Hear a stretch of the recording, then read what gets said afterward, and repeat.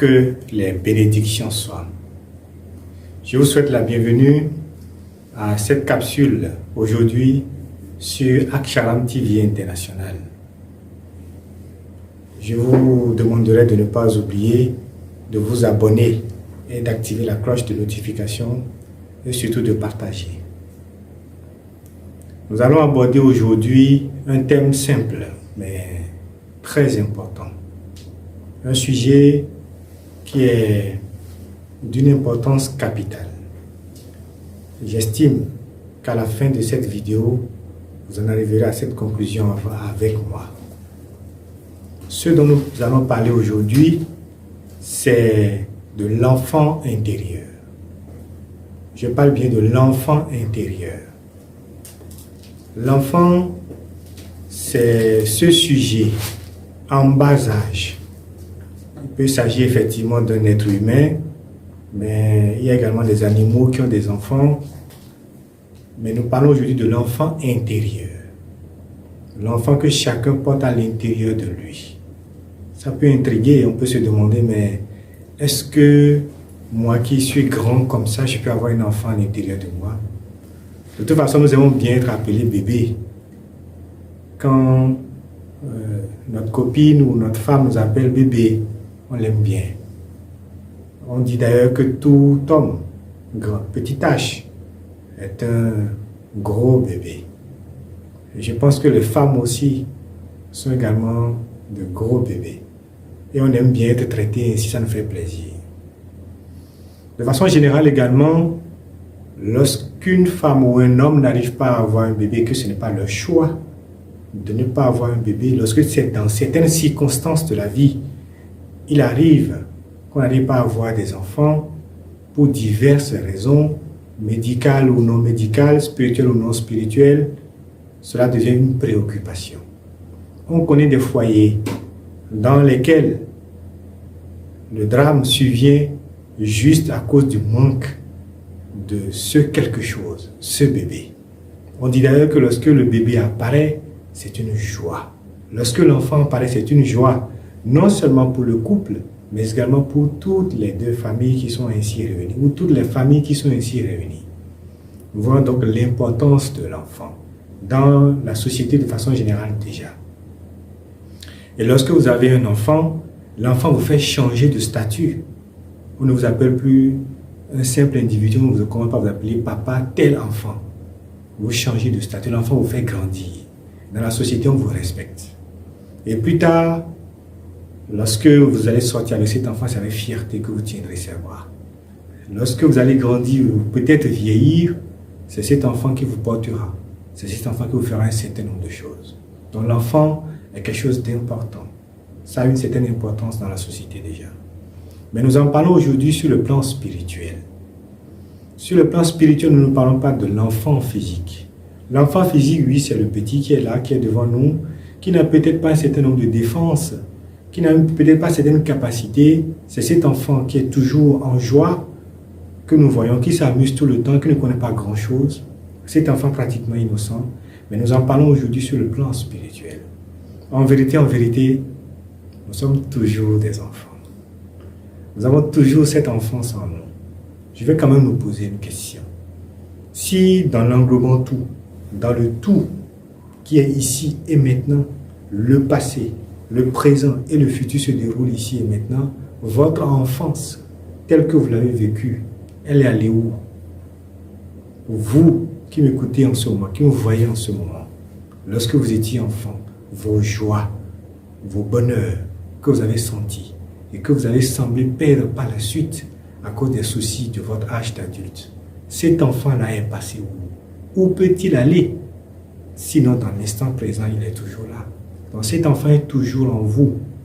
Vous êtes un éternel enfant. Et l'enfant dont nous parlons est un enfant principe. Un enfant qui ne meurt jamais. C'est très important de le retenir. Un enfant éternel. Un enfant qui ne meurt jamais. Vous êtes toujours un enfant. Même en 99 ans, même en 500 ans, vous êtes toujours un enfant. Cet enfant est toujours en vous. Cet enfant est tellement important que c'est cet enfant qui vous donne toujours votre joie intérieure. voyez la joie de l'enfant est toujours en joie. Lorsque vous vous rappelez de cet enfant en vous, lorsque vous allez à la conquête de ce principe enfant en vous, de cette valeur enfant en vous, vous demeurez toujours avec les caractéristiques de cet enfant qui sont la joie intérieure. Vous voyez, lorsqu'un enfant fait quelque chose, dit, cet enfant, il ne sait pas, il a fait juste comme ça, par méconnaissance ou par ignorance. Mais lorsque vous activez, lorsque vous prenez conscience de cet enfant, la conscience de cet enfant en vous, vous êtes également toujours dans l'innocence divine. C'est un facteur très important dont il faut tenir compte. Cette innocence qui est également votre pureté intérieure. Vous ne pouvez pas atteindre à l'illumination spirituelle. Vous ne pouvez pas atteindre à la réalisation de vous-même. Vous ne pouvez pas atteindre au nirvana tel qu'on le dit sans réaliser votre enfant intérieur. L'enfant intérieur, pour le réaliser, ce n'est rien d'extraordinaire. Vous pouvez tout simplement vous asseoir en ce moment. Oubliez tous les soucis qui sont rien que vos créations. Et regardez, rappelez-vous de ces premiers jours, de ce bébé que vous étiez dans les bras de votre maman. Si vous vous asseyez en ce moment, vous fermez légèrement les yeux et vous vous rappelez de cet instant, vous allez le revivre. Vous le revivez en ce moment, cet enfant, dans les bras de sa maman ou dans le berceau, à qui on est en train de chanter une berceuse très joyeuse, délicate et qui pleure un moment, qui se calme et qui sourit. Lorsque vous regardez cet enfant, il fait une chose extraordinaire. Ce que vous avez perdu en tant qu'adulte et qu'il faut que vous récupériez, cet enfant vous sourit. Un sourire divin, un sourire innocent, un sourire pur. Cet enfant, vous devez le récupérer. Vous devez le prendre. La plupart du temps, lorsque vous le laissez pendant longtemps, il est dans un état sale. Il est franchement crotté. Il est dans des vêtements complètement sales. Vous le prenez. Vous lui changez ses vêtements. Je parle de spirituellement parlant. Vous lui changez ses vêtements.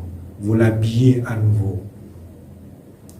Vous le faites voir la lumière. Et c'est cet enfant qui va désormais vous guider. C'est cet enfant qui devient comme votre rayon de soleil intérieur. C'est cet enfant qui vous donnera des enseignements comme pas possible. Vous pensez que les enfants sont toujours ignorants, mais non. Les enfants sont de grands connaisseurs. Les enfants sont de grands enseigneurs.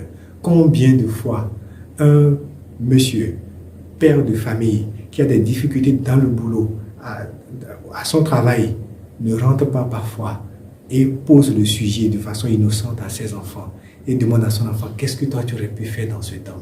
Et son enfant lui donne la solution de façon aussi simple que cela. L'enfant intérieur est ainsi. L'enfant intérieur est comme votre maître intérieur. Je dis comme, en réalité, l'enfant intérieur est un maître intérieur qui vous enseigne des vérités. Cet enfant, vous pouvez le récupérer. Il vous est loisible de l'amener à des moments donnés dans des temples spirituels que vous voulez.